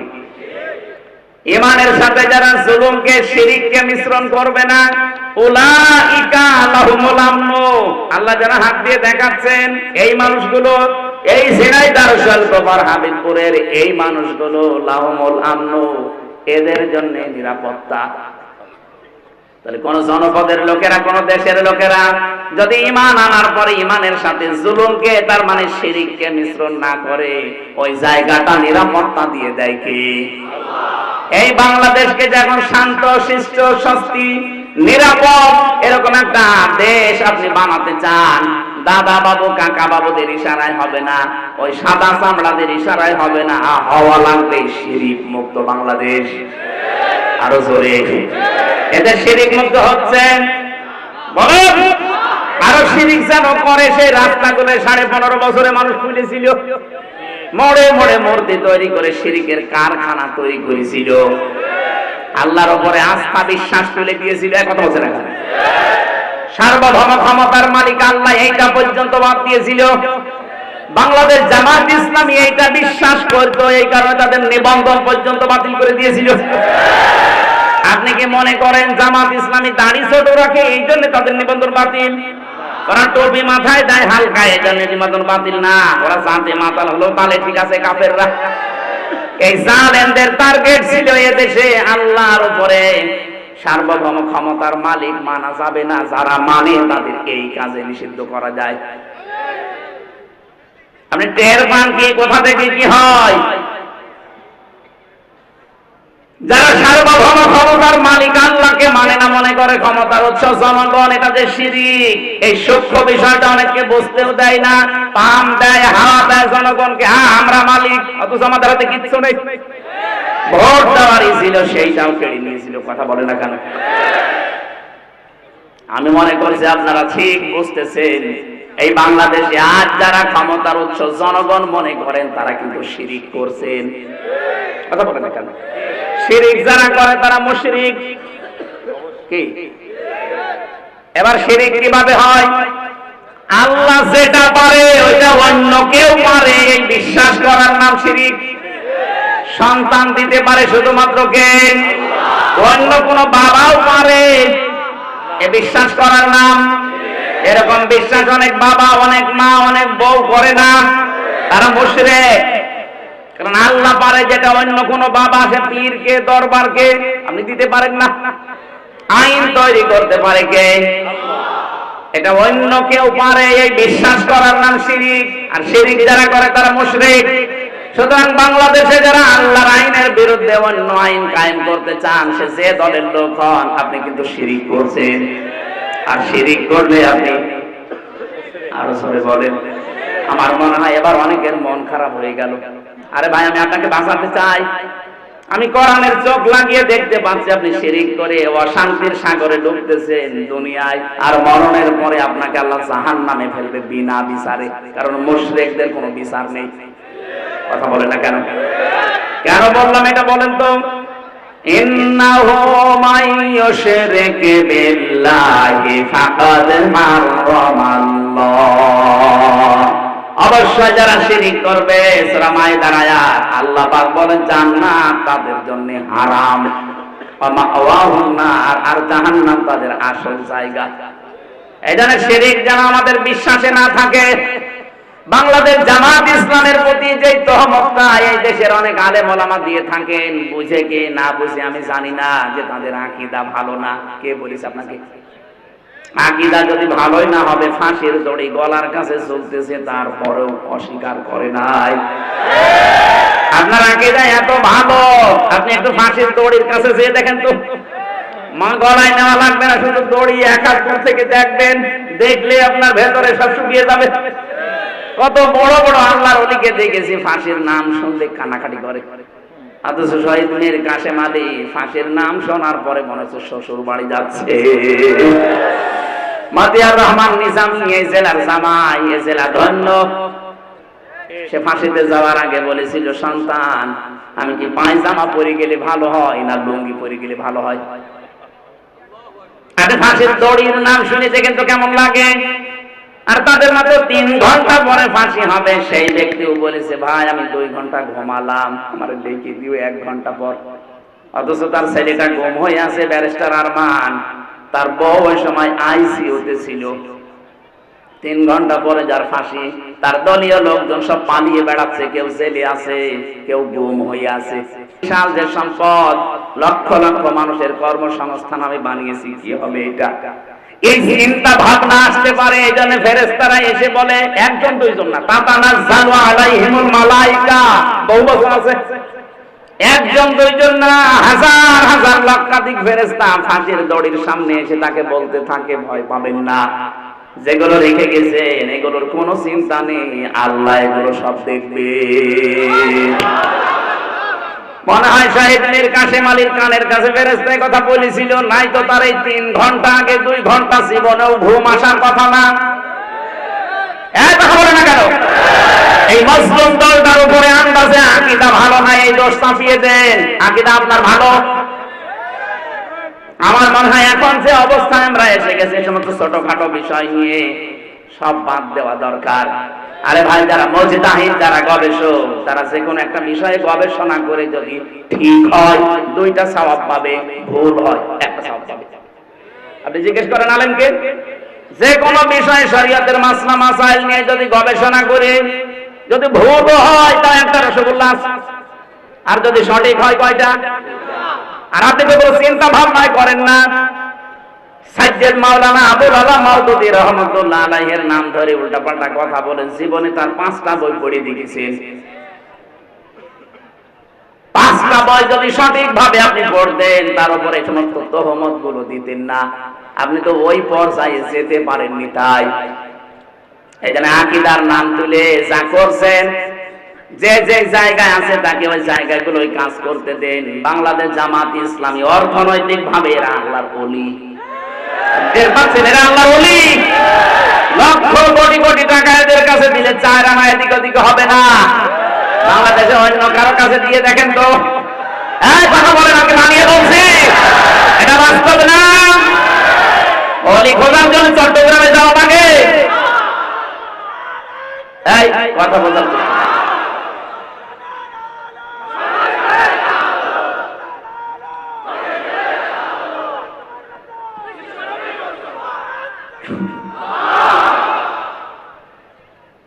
এটাই মাজলুম দলটার উপরে আমার মনে হয় উল্টা পাল্টা দোষ না দিয়ে তাদের প্রতি সহানুভূতিশীল হওয়া লাগবে।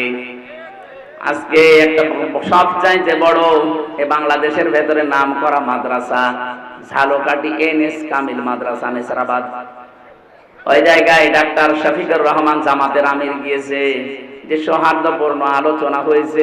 আমার মনে হয় সব জায়গা থেকে যদি এভাবে রেসপন্স আসে, দেশে ইসলামের বিরুদ্ধে কেউ আর থাকবে না। কওমি মাদ্রাসা হেফাজতে ইসলাম চরমনাই সহ ওনারা যে কাজগুলো করছে, ওনারা যে তালিম গুলো দিচ্ছে, ওই জায়গায় আমাদের যাওয়া সম্ভব না। ওই জায়গাগুলো তারা কাজ করছে, খুব ভালো কাজে আছে, আলহামদুলিল্লাহ। কিন্তু রাজনীতি, অর্থনীতি, দেশ পরিচালনা করার জন্য যে যোগ্যতা গুলো দরকার, শিবিরের লোক, জামাতের লোক যেমন যেভাবে অর্জন করেছে, আপনি ওই জায়গায় যেতে পারবেন না।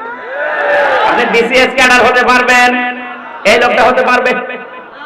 অনার্স মাস্টার্স করেছে, বিসিএস পরীক্ষা দিয়ে যদি টিকে যায়, কালকে ওই এসপি হতে পারবে, এসপি এর পরে এসপি। আমি বিসিএস ক্যাডার হওয়ার জন্য আমি কোচিংও করেছিলাম, পরীক্ষাও দিয়েছিলাম। আমার লিখিত পরীক্ষায় পাস হওয়ার পরে ভাই ভাই যে দেখছে আমার 14 বংশ উল্টা পাল্টা, তখন আমার বাদ দিয়ে দিয়েছে। যদি দেখতো না এর বাবা ওই যারা পালিয়েছে তাদের দলের সভাপতি, এই কথা বলছেন এখানে, যদি দেখতো এর দাদা ওই দলের সেক্রেটারি, বলতো ঠিক আছে সব মাফ, আল্লাহর ওলি আজকে থেকে এসপি। জিজ্ঞেস করেন 100 ভাগ বলতো, কারণ আমার সে যোগ্যতা ছিল না তা না, লেখাপড়া করলে হয়ে যেতাম, আমাকে লাইন মতো উঠতে দেননি। এই 15.5 বছর এরকম বহু চেয়ারে দেশের বহু মানুষকে আপনি উঠতে দেননি। আপনি জালেম, এটা মুসলিম।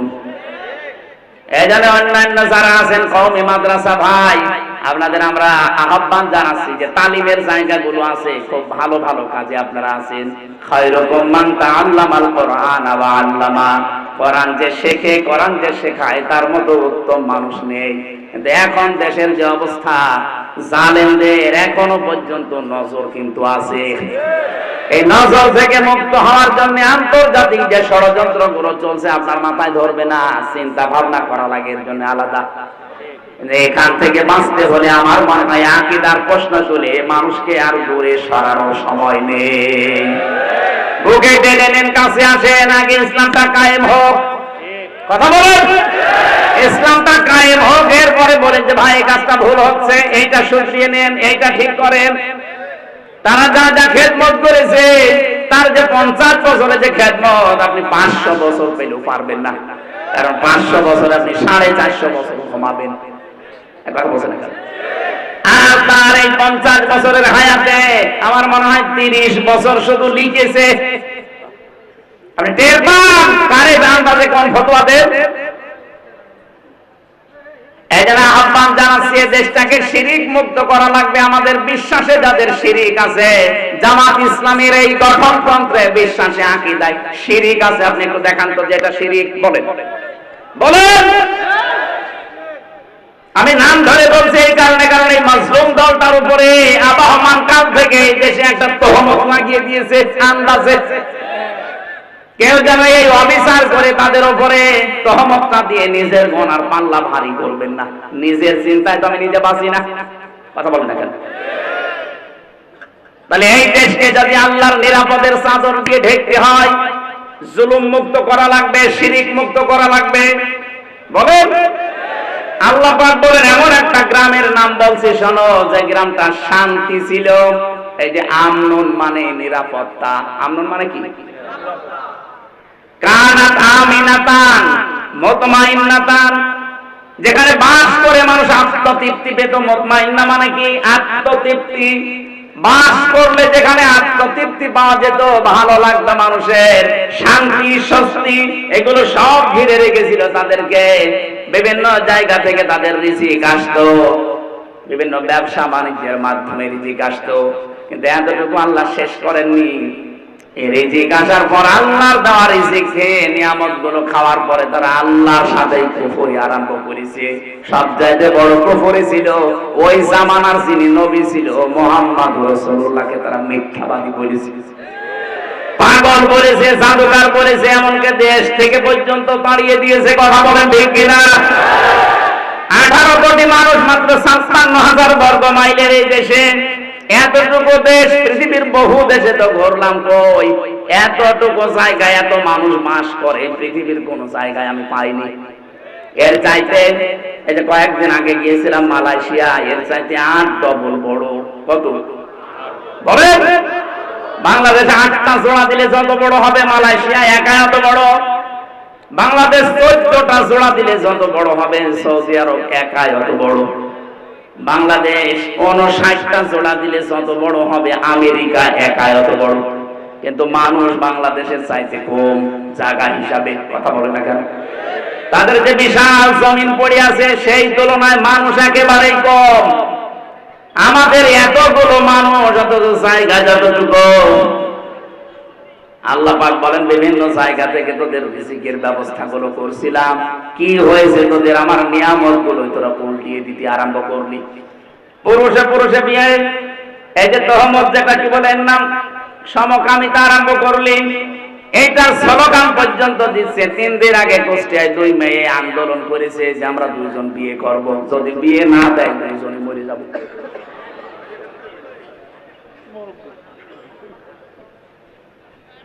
আল্লাহর সিস্টেমটাই পুরো পাল্টিয়ে ফেলতে চান। এমনকি আল্লাহর রাসূল এখন নেই, রাসূলের নায়েব আছে। নায়েবে রাসূল আলেমদের গায়ে হাত দিয়েছে। এই কথা বলছেন এখানে মাওলানা মামুনুল হকের মাথায় দড়ি দিয়ে, তার হাতে হ্যান্ডকাপ দিয়ে, মাথার উপরে হেলমেট দিয়ে, মনে হচ্ছে যে কি নিয়ে যাচ্ছে, অথচ কিছুই না। আমার মতো একটা দুর্বল মানুষের মাথায় তো দড়ি দিয়েছে, হাতে দিয়েছে হ্যান্ডকাপ, আবার পায়ে ডান্ডা বেড়ি, মাথার উপরে লাগিয়েছে সে লোহার টুপি। মনে হচ্ছে যে কি পেয়েছে, গরু না ছাগল। আপনি যদি আমার সাথে এই করেন, মাওলানা মামুনুল হকের সাথে, মাওলানা সাখাওয়াত হোসেন রাজির সাথে এই করেন, আমার মনে হয় যদি নবীজি এখন বেঁচে থাকতো, নবীর মাথায় দড়ি দিত।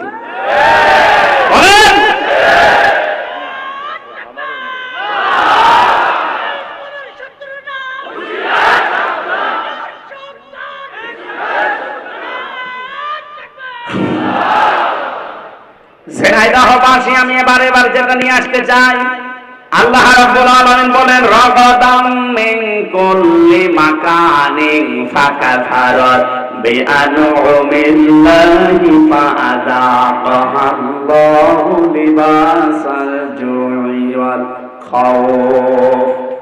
মানুষ যখন আল্লাহর আইন ভুলে, আল্লাহর আলেমদের প্রতি অত্যাচার, জুলুম, নির্যাতন শুরু করে, ওই সময় ওদের পাপের কারণে আমি আল্লাহ দুইটা জিনিস চাপিয়ে দেই। একটা হচ্ছে ক্ষুধা, ক্ষুধা মানে দুর্ভিক্ষ। ক্ষুধা মানে কি বলেন বলেন? দুর্ভিক্ষ আসা আরম্ভ হয়েছিল,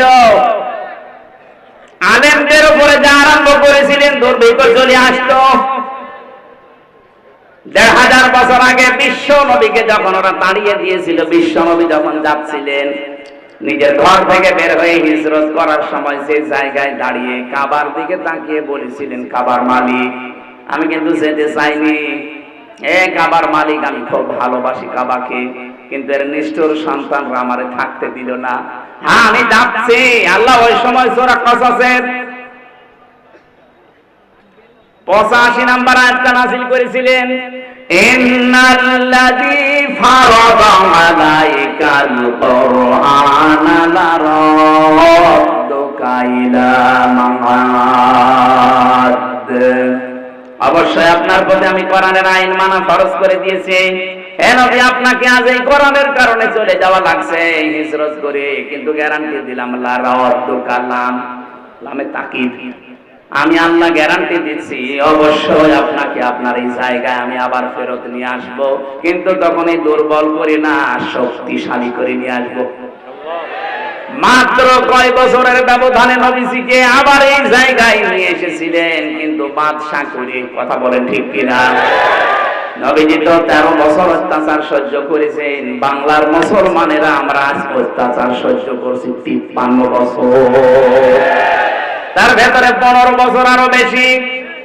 উনি ১৩ বছর, আমরা ১৫ বছর, ২ বছর পার করে ফেলেছি বেশি। উনি যদি ১৩ বছর অত্যাচার সহ্য করার পরে ১০ বছর প্রেসিডেন্ট হতে পারে, আমার মনে হয় নবীজির এই জীবনী বাংলাদেশেও মিলবে। ১৫ বছর আমরা যারা জুলুম, নির্যাতন, অত্যাচারের শিকার হয়েছি, তাদের হাতে আল্লাহ ১০ বছর বাংলাদেশ তুলে দেবে। এইটার নাম ইলা রাদ্দুকা ইলা মাআদ। হ্যাঁ, কোরআন বাদ দিয়ে যদি কোন পাপের কারণে কেউ পালায়, তার শাস্তি হচ্ছে দিন যত যাবে তার প্রতি ঘৃণা তৈরি হবে জনগণের। যেমন চেঙ্গিস খান, হিটলার, তারাও মানুষ হত্যার সাথে জড়িত ছিল, কিন্তু দিন যত যাচ্ছে হিটলারের, চেঙ্গিস খানের, যে পালিয়েছে লক্ষণ সেন, কি ৮৫০ বছর আগে পালিয়েছিল লক্ষণ সেন, এদের নাম শুনলেই মানুষ এখন ঘৃণা করে। কিন্তু কোরআনের কারণে যারা চলে গিয়েছিল টিকতে না পেরে, এই মানুষগুলোকে আবার আল্লাহ এই দেশে ফেরত নিয়ে আসতেছে সম্মানের সাথে। মাওলানা আবুল কালাম আজাদ, ওই যে লাল দাড়িওয়ালা লোকটা বাচ্চু রাজাকার নাম দিয়েছিলেন, সেক্ষেত্রে এমনি এমনি পালিয়ে যায়নি, সেও চলে গিয়েছিল, কিন্তু অত্যাচার, নির্যাতনে, জুলুমি কোরআনের কারণে, না তার পাপের কারণে। আরে ভাই, আপনি আন্দাজে যে দোষ দেন, যে সাক্ষী দেন, আপনি সাক্ষী তো দেন শুনে শুনে, অথচ সাক্ষী হওয়া দরকার দেখে দেখে। সাক্ষী মানে সাহেব, সাহেব মানে এই যে দেখে যারা চোখ দিয়ে তারা সাক্ষী দেবে। আর আপনি আন্দাজে শোনেন, জন্ম হয়েছে আপনার ৭৫-এ, সাক্ষী দিচ্ছেন ৭১-এ। আমার মা বাবার তো বিয়েই হয়নি, আপনি সাক্ষী দিলেন কি করে? তার মানে বোঝা যাচ্ছে আপনি যারও সন্তান। আপনি দুনিয়ায় আসেন, ৭৫ সালে আসবেন, ৭১ সালে সাক্ষী আপনার নাম। তা আপনি তো বৈধ বাবা মার সন্তান আশা করা যাচ্ছে না। কথা বলে না কেন? এরকম সাক্ষী হলে তো উল্টাপাল্টা। আমার নামে যে 4 জন সাক্ষী ছিল মজমপুর গেটে, আর এই চৌড়হাসে, জীবনে আমি কোনোদিন নাম শুনিনি। আর আমার নিয়ে গেল আমার বাড়ি থেকে, পরের দিন পেপারে দিল না ওনার আমরা চৌড়হাস থেকে মজমপুর থেকে গেছি। পুরোটা মিথ্যা কথা। তাহলে আমার পক্ষে বিপক্ষে যারা সাক্ষী দিয়েছে কি সত্য সাক্ষী না মিথ্যা? বলেন বলেন। এরকম সাক্ষী 15.5 বছর চলছিল। এই জন্য কোরআনের কারণে যদি কেউ দূর হয়ে যায় দেশ থেকে, তাদেরকে আল্লাহ সসম্মানে ফিরিয়ে নিয়ে আসেন। আর কোরআনের বাইরে যে মানুষগুলো পালায়, এদের দিন যত যাবে ওদের চেঙ্গিস খানের মতো, লক্ষণ সেনের মতো অবস্থান হবে। লক্ষণ সেন 850 বছর আগে গেছে, আজও পর্যন্ত ফিরে আসেনি, কবরে চলে গেছে। লক্ষণ সেনের যারা আত্মীয় স্বজন পালিয়েছে ওরাও কেউ ফিরে আসবে না, আর উল্টা পাল্টা ফতোয়া দিচ্ছে ফেসবুকে। এরকম আন্দাজে উস্কানিতে পা দেবেন, পেছনে লাল হবে গোপালগঞ্জের মতো। দেখেন না, আর্মি শুরু একটু দিয়েছিল, ওই কয়দিন শুনলাম গোপালগঞ্জ থেকে ঢাকার ভাড়া দাঁড়িয়ে গেলে 1000, বসে গেলে 300। কেউ বসতেও পারে না, দাঁড়িয়ে শেষে 1000 টাকা দিয়ে যায়। এরকম অবস্থা হবে যদি উস্কানিতে পা দেয়। ও পালিয়ে গেছে, আজকে শুনলাম আজকে অসুস্থ, ওর নাকি চিকিৎসা হচ্ছে না এখন। আজকে দেখলাম ব্যাপারে অসুস্থ, চিকিৎসা হচ্ছে না। ও ছাপা কবে টেনশনে মরে যাবে, কথা বলে না কেন? আর তার উস্কানিতে পা দিয়ে আপনি ছাদে পা দিয়ে লাফাচ্ছে না। লিস্ট করে রাখো, আমি আসতেছি। আপনি আস্তে আস্তে তো কবরে চলে যাবেন লক্ষণ সেনের মতো। ঝিনাইদহবাসী আয়াতের শেষে ছিল আল্লাহ তাদেরকে মজা চাকিয়েছিলেন। এই কারণে নবীজির উপর যখন জুলুম অত্যাচার তারা বাড়িয়েছে, নবীজি বরদোয়া দিয়েছিলেন, আল্লাহ দুর্ভিক্ষ দিও। এমন দুর্ভিক্ষ দিয়েছিল তাদের খাবার আসা, ওই আশপাশ যে ইয়ামেন থেকে, সিরিয়া থেকে, কুয়েত থেকে, কাতার থেকে খাবার আসা বন্ধ হয়ে গিয়েছিল। এটা নবীদের বরদোয়া। এই 15.5 বছরে এদেশ থেকে বহু কিছু আমরা হারিয়ে ফেলেছি, আলেমদের বরদোয়া। কত আলেমকে আমি তাহাজ্জুদের নামাজ পড়ে হাউমা করে কাঁদতে দেখেছি। মাওলানা শাখাওয়াতকে, মাওলানা মামুনুল হককে আমি শিশুর মতো কাঁদতে দেখতাম। তাহাজ্জুদের নামাজে 1.5 পারা, 2 পারা, 3 পারা, 5 পারা পর্যন্ত উনি পড়তো। 2 রাকাত নামাজে 3 পারা পড়ে এমন কান্না আরম্ভ করতো, মনে হচ্ছে কেউ মারা গেছে। আমি তো পাশের রুমে 3 বছর ছিলাম ওনার সাথে। এ জানে আলেমদের কথাগুলো আল্লাহ একদিনও শোনেনি।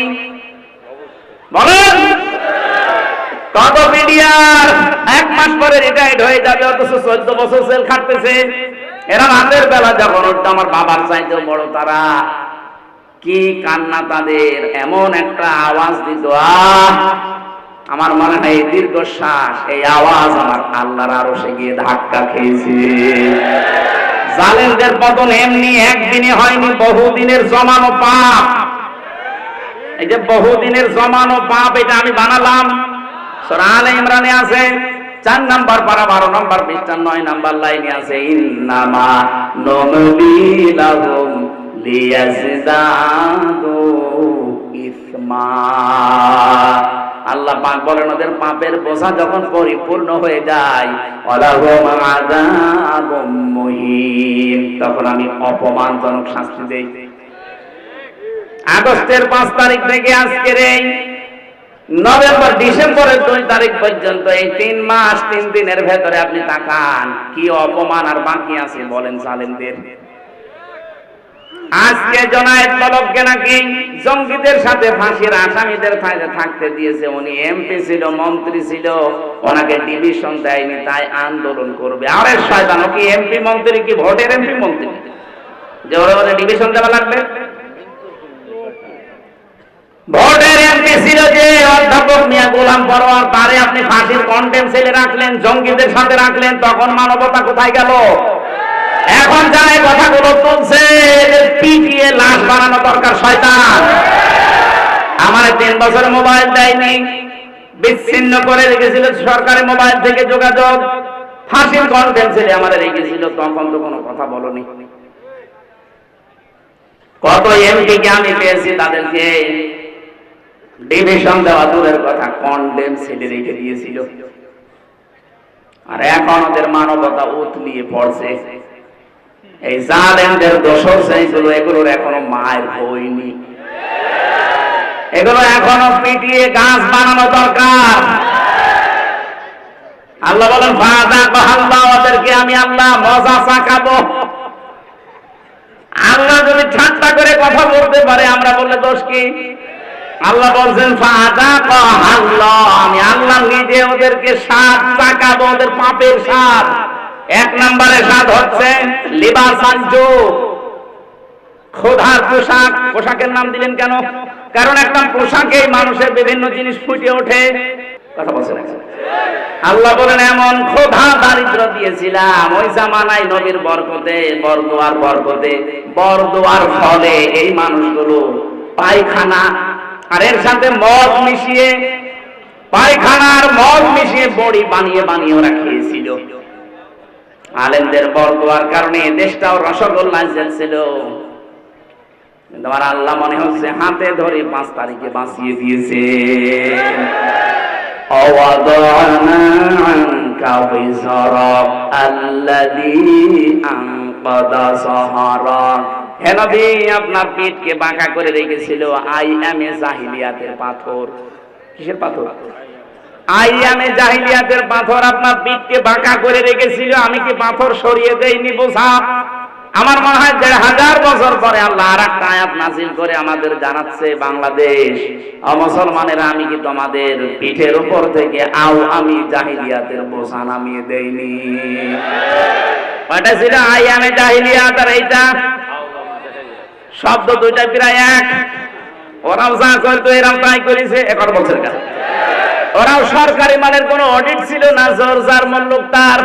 এই 15.5 বছরে এইটাই চলছিল, সরকারি মালের কোনো অডিট নেই, জোর যার মূল্য তার। এক একজনের বাড়ি দেখেছেন, এক একজনের বাড়ি শুনলাম 620টা বাড়ি বানিয়েছে একজন ভূমি মন্ত্রী ছিল। 620টা বাড়ি, ওর বাড়ি লাগে কত? আমাদের কুষ্টিয়ার যিনি মানবতার বন্ধু নামে খ্যাত হানিফ সাহেব, তার এই যে খুলনা, বাগেরহাট আর সাতক্ষীরার যে মাছের ঘের, আমার মনে হয় পুরা জেলার অর্ধেকই তার। সব তো জিবরাইল দিয়ে গেছে। বলেন, তার ভাই আকার দিকে তাকান, ওর রিকশা চালানোর যোগ্যতাও নেই, অথচ 8 তলা বিল্ডিং বানিয়েছে, মনে হচ্ছে জান্নাত বানিয়েছে। আগস্টের 5 তারিখে বানিয়েছিল, 6 তারিখে বিকাল 5টার সময় যে দেখি পুরাটা জনগণ টয়লেটের সেই প্যান পর্যন্ত খুলে চলে গেছে। এখন ওজার গৃহ হয়ে আছে। কোরআনের আয়াত যেভাবে খাপের খাপ মুনতাজের বাপ মিলে যাবে, কথা বলছেন না? আগামীতে কোন জালেম যদি এরকম করেন তারও কিন্তু মিলবে না। আল্লাহ নেই। বলেন, খোদা থেকে বাঁচতে হবে আমাদের। ভয় থেকে। ভয় কি? ওই জামানায় যখন সন্ধি হয় নবীর সাথে মক্কা বিজয়ের আগে, সন্ধি হওয়ার পর থেকে বিভিন্ন দেশে নবী সারিয়া পাঠাতেন, প্রতিনিধি দল পাঠাতেন। মক্কার মানুষেরা মনে করছে আমাদের উপর তো আক্রমণ হয় না, কিন্তু মানুষ দলে দলে পালে পালে ইসলামে আসতেছে, না জানি কখন মক্কা হামলা করে আমাদেরকেও মিশিয়ে দেয়, এই ভয়ে ছিল। আমার মনে হচ্ছে ঠিক 1000 বছর পর বাংলাদেশের এই 56,000 বর্গ মাইলের সাথে আল্লাহ এইটাই ঘটিয়েছে।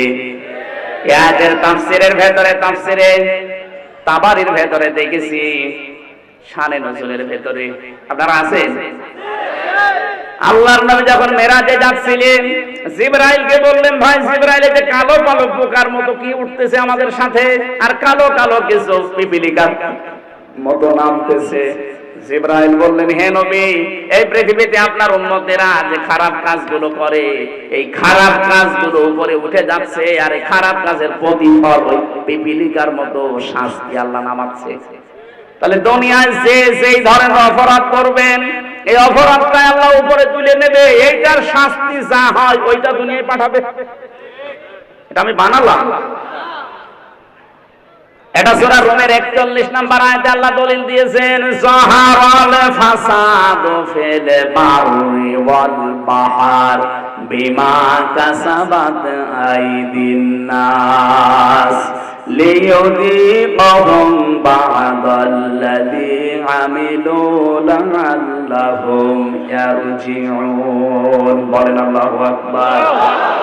আল্লাহ বলেন জলে স্থলে যে বিপদ আপদগুলো দেখতে পাও, এই যে মহামারী, খুন খারাপি, চুরি ডাকাতি, এই অসুখ, নতুন নতুন অসুখ আসে, করোনা কি কি আসে, এগুলো দিতে চাই না। তোমাদের হাতের কামাই করা পাপের ফসল। আরো আমি আল্লাহ মাফ করে দেই। আমি চাই যে তোমরা ফিরে আসো। যা করো সব শাস্তি যদি দুনিয়ায় পাঠাতাম, শ্বাস ফেলার সময় পেতে না।